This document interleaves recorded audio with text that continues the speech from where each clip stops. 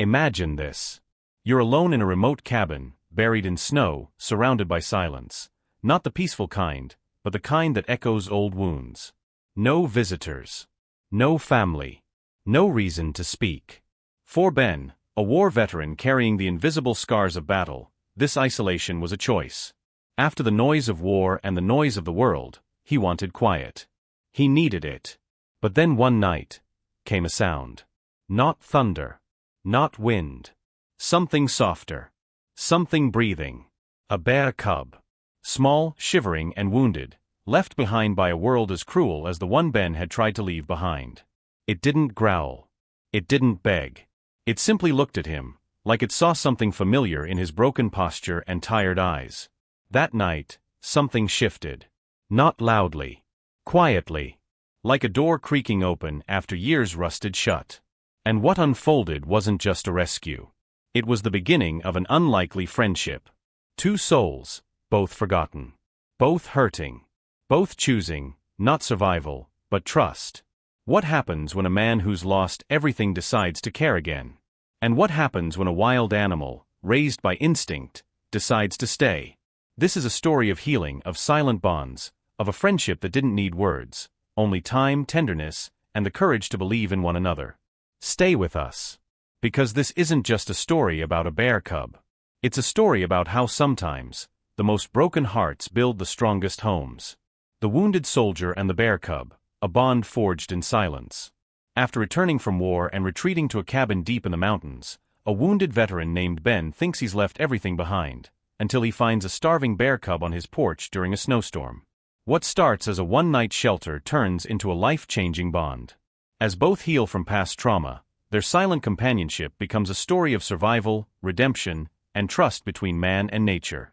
The snow had started early that year.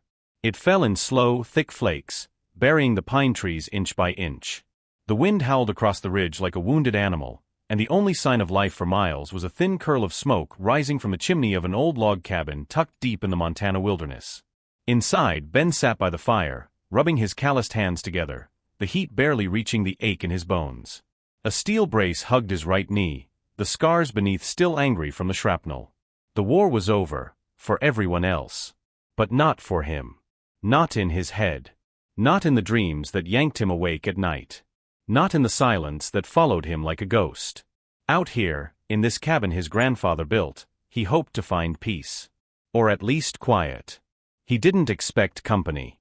It started with a faint sound, not a knock, not even a scratch. Just a presence. Ben had grown used to the sounds of nature, creaking trees, howling wolves, the groan of settling snow. But this was different. This was hesitant. Alive. He limped to the door, rifle cradled loosely in his arms, and pulled it open. Nothing. Except there. At the bottom of the stairs.